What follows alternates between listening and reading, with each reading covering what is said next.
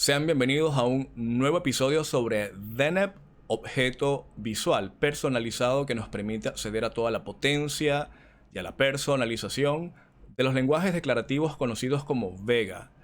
En esta serie, que ya nos encontramos en el episodio número 23, vamos a crear lo que ves allí en pantalla, siendo una serie de gráficos de barras o de columnas, uno colocado delante del otro y ligeramente hacia un lado o hacia el otro, a izquierda o derecha, para que se puedan ver.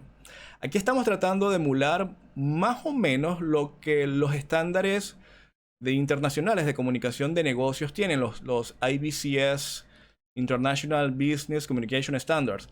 Esto es algo muy parecido a lo que utiliza, por ejemplo, Zebra BI o InfoRiver, que son otros tipos de objetos visuales personalizados, y estaba tratando de ver cómo podríamos lograrlo desde cero.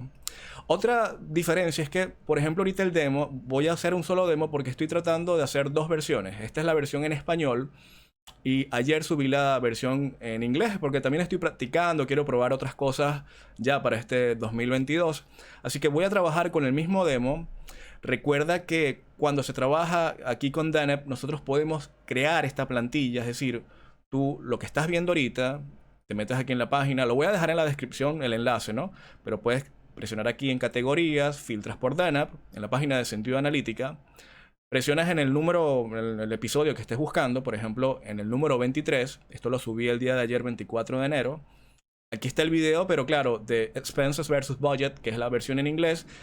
Le iba a colocar subtítulos en español y después dije, no, se pierde mucho, no es igual, no es lo mismo nuestro idioma. Así que esta es la versión, digamos que te voy a enseñar cómo hacer dos versiones. Esta es la primera versión, le das clic aquí en copiar, lo guardas como un JSON, ¿ok? Como un documento de texto, como un JSON. Luego de guardarlo, tienes que utilizar, en este caso estamos utilizando meses en el eje de las abscisas, ¿ok? Estamos utilizando el presupuesto, el budget y los gastos, que son los expenses. Y la varianza no es más que una variación porcentual sobre el budget, el presupuesto y los gastos, ¿ok? Es una división de la sumatoria menos la otra sumatoria entre el otro. Eso es todo. Es una variación porcentual.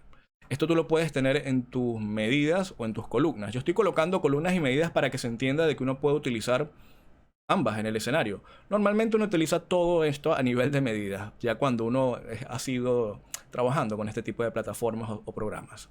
Seleccionas aquí, es decir, viene aquí originalmente, presionas aquí en importar desde plantilla, le das clic, seleccionas el JSON que ya descargaste desde la página web, por ejemplo este. Yo lo voy a colocar en inglés y en español. Este está solamente en inglés, pero a partir del número 24 voy a duplicar todo, tanto en inglés y en español, para utilizar un mismo demo, no simplificar. Pero no quiero dejar de hacerlo en español porque me entró esa duda ayer y yo dije, no. Justamente estaba, por ejemplo, conversando hoy con Carlos Barbosa. Él es el autor del canal Excel Free Calc or Die o Excel hasta la muerte en Excel. Y él tiene esa dualidad de también lo que es inglés y español. Y me dio unas recomendaciones y bueno, aquí vamos. Seleccionamos el mes, seleccionamos los gastos, los gastos o los expenses, el budget, el presupuesto y la varianza, que es la parte porcentual. Le das clic aquí en crear y listo. No tienes que hacer más nada. Es decir, lo único posiblemente que sí es importante, como estoy utilizando el dataset que está en inglés, el sort a nivel de fecha, aquí funciona, pero tienes que tener cuidado cuando ciertos elementos a nivel principalmente de eje de las abscisas, si no se renderiza adecuadamente es porque tienes que colocar, por ejemplo, si estás trabajando con datasets en inglés, enero o en inglés o aquí, enero para nosotros. Hasta ahora funciona. Me sorprendió, pensé que no iba a funcionar, pero parece ser que sí. Así que aquí tienes todo. Tienes la configuración y listo. Simplemente sustituyes valores y luego empiezas a leer el código, estudias, pero esto es como que la versión rápida.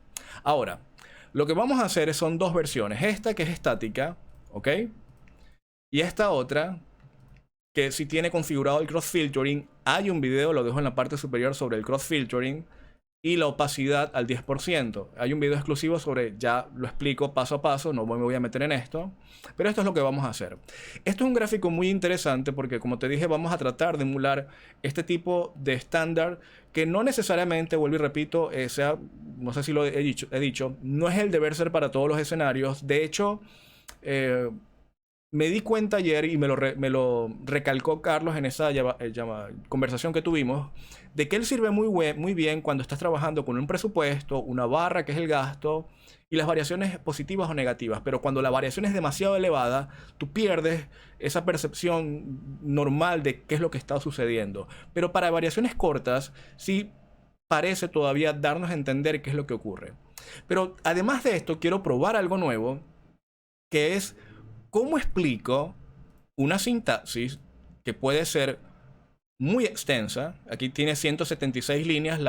Creo que esto se puede optimizar, pero bueno, estamos en el inicio de toda esta historia de DNAP.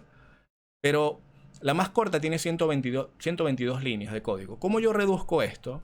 Porque en realidad el concepto es una barra por encima de otra, por encima de otra, por encima de otra. Allí estás viendo todo listo. Y lo que se me ocurrió fue esto. Como cuando estamos cocinando una torta de chocolate. Tienes la torta, la base, le colocas chocolate, un poquito más de torta, el cake, el ponqué, no sé cómo le dicen en sus países, la parte amarilla, y luego chocolate. Aquí lo haríamos de la misma forma. Comenzamos con un primer paso en el cual creamos lo que es el budget, el presupuesto, con un formato condicional. Luego los gastos, los expenses, con un formato condicional. Dense cuenta que lo verde es del mes de enero, mayo, junio, noviembre y diciembre, y lo rojo es el restante. Luego en el paso número 3 tenemos el presupuesto completo, sin variación, sino con un color diferente, que es lo gris.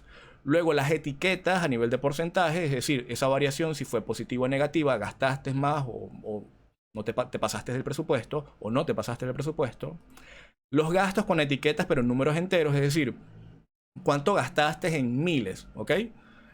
Y al final todo eso lo agrupamos en un layering. Ya hemos visto lo que es un layering en los videos anteriores, porque el layering es lo que nos permite agrupar todo esto en un solo elemento, como lo vemos en la parte inferior derecha. Pero también hay un concepto que le he dicho, pero quizás aquí es más fácil verlo, y es que mira lo que ocurre si tú no respetas el orden de precedencia y colocas, por ejemplo, el paso número 1 y 2 de inicio. Te das cuenta que se solapa, es decir, lo verde y lo rojo está por encima. Eso es porque lo coloqué en el código de último. Entonces tienes también que respetar y pensar, si yo estoy creando algo que tiene distintas capas, ¿cuál debe ser la capa que comienza de inicio y cuál es la que finaliza? Porque de lo contrario, los elementos visuales van a solaparse. Así que te voy a enseñar el código muy por encima. Ya tienes la plantilla en la página web, así que rápidamente. Esto es una constante que es el encoding, ya lo hemos visto en videos anteriores. El sort a nivel de mes, el padding a 0.4, el mes, en este caso month o mes en nuestro idioma. Esto es X o abscisas. Luego viene lo que es ordenadas, pero en ordenadas yo estoy quitándole de que esto esté en falso porque no quiero ese eje, no lo necesito, lo quiero en falso, no en verdadero, aquí. Esto es una constante que lo vas a ver en todos los gráficos, pero al final en el wrap, en el layering, solamente aparece una vez. Luego viene el layering y aquí estoy solamente presentándote lo que ves allí en pantalla, que es una descripción, un presupuesto con formato condicional, qué tipo de mark, es una barra, y aquí está la crítica o lo más crítico. Esto, el offset. Esto es lo que tienes que recordarte. El offset es que si tenemos todas las barras unas delante de otras, yo tengo que mover una un poquito hacia la izquierda o un poquito hacia la derecha. Porque si no, ¿cómo se van a ver si todas están en la misma posición? Esto te permite de que al menos esa barra está un poquito hacia un lado o hacia el otro. Luego es el mismo encoding, el Y en este caso es el presupuesto, la condición lo hemos visto en videos anteriores, esto es un formato condicional, esto es un field condicional en el que se leería de la siguiente forma. Si los gastos son menores al presupuesto, me coloreas de verde, de lo contrario el negativo, en ese if, transparente. Si yo modifico el transparente a un azul, mira, todo lo que está transparente ya vuelve a aparecer porque lo coloqué de azul. Eso es todo. Paso número 1. El paso número 2 es exactamente igual, toda la sintaxis, pero lo que es el formato condicional cambia. Porque entonces, ¿qué ocurre? Aquí estamos haciendo referencia a los gastos, lo que en el eje de las ordenadas, o en este caso Y, está siendo representado, y el formato condicional nos dice, si los gastos son menores al presupuesto, es al contrario, quiero que eso sea transparente. De lo contrario, FD 2600, que es un color rojo carrera, creo que es ese. Eso es todo. Paso número 3. Este es el budget o el presupuesto tal y como viene. Aquí no hay formato condicional. Aquí simplemente quiero ese presupuesto. Es aquí. La descripción es un tipo de barra. El color es E2, E2, E2. Con un stroke, una barra con un ligero. Esto no es negro. Y dense cuenta de que es importante los colores. Si yo coloco eso en negro es muy fuerte. ¿Me explico? Cognitivamente es muy fuerte para lo que yo quiero. Ya de hecho estamos combinando una serie de colores. No quiero que el stroke, el borde, sea tan fuerte. El encoding es que en abscisas, en ordenadas digo, sea el presupuesto. Más nada. Solamente el color de relleno, el borde y lo que alimenta a esa barra. ¿Ok? Luego viene el texto. En este caso el texto de lo que vienen siendo los porcentajes. Y en este caso este es el porcentaje a nivel, el labeling a nivel del porcentaje. Es igual, la misma constante, pero estamos utilizando un mark. Hay un episodio sobre los marks o los gráficos de texto. Es un texto, está en el centro, de color negro. El 10 está en -1. El Y offset, recuerda que el Y offset es lo mismo que el X offset. En vez de moverse de izquierda a derecha, eso se mueve de arriba hacia abajo. ¿Ok? El size está tamaño de 10. Y el encoding es una varianza, en este caso la variación, ¿ok? Es cuantitativo, el formato es 0 a nivel porcentual, no lo quiero con decimales. Este format type es el PBI format que trae Deneb, esto no es de Vega Lite, también lo he comentado en varios videos. Y al final creamos otro formato condicional que se leería de la siguiente forma. Esto es Y, gastos, expenses. Si los gastos son mayores al presupuesto, lo quiero de rojo porque te pasaste, es decir, gastaste más de lo presupuestado.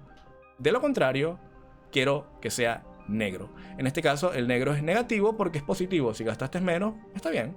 Se pone en negativo y si te pasaste, se coloca la de color rojo. Y por último tenemos este que es los gastos con las etiquetas, que se mantiene de la misma forma. Tenemos acá, mira, descripción, gastos. Es una barra, este es el color, 40, 40, 40. El offset no es de 5, él es 10. Él está todavía el doble a nivel de posicionamiento de esa barra más hacia un lado. Luego aquí tenemos quienes ordenadas, Y es gastos. Y aquí tengo en el mismo mark, aquí sí existe un doble mark, ¿ok? Aquí lo ves. Uno que nace acá, esto es la barra. 2 que está acá, ese es el texto. Este es el texto en integer o entero. Me falta colocar todo esto en español. Para el próximo lo voy a hacer más. Voy a ¿cómo se llama? A operacionalizar un poco mejor esto o estandarizar los demos. Eso es lo que estoy haciendo. Este es el texto, está en el centro, está en blanco, un offset de 14, un size de 10. Y esto tiene aquí un formato condicional. No tiene un formato condicional, disculpa.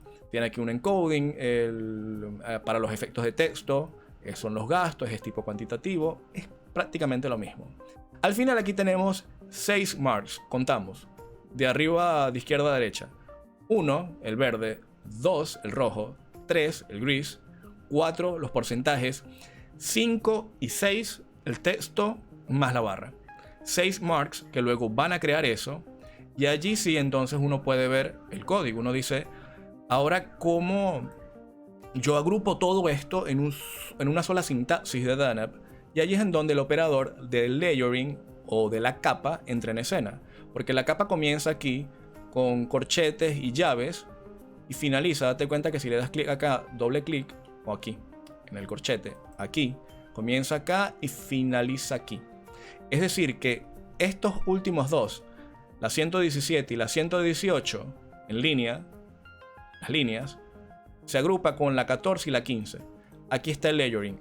Clic acá en la 14, todo eso es el layering. Eso es lo que está haciendo posible de que nosotros veamos una cosa consecutivamente en la otra. Esto es una de las cosas más importantes que me he dado cuenta, al menos ahorita con este viaje de estos últimos 3 meses sobre Deneb. Y bueno, aquí está la configuración que también lo hemos visto en videos anteriores. Así que no me extiendo más. Vamos a cerrar por aquí sobre este episodio sobre Deneb en español y Vega Lite aquí en Power BI.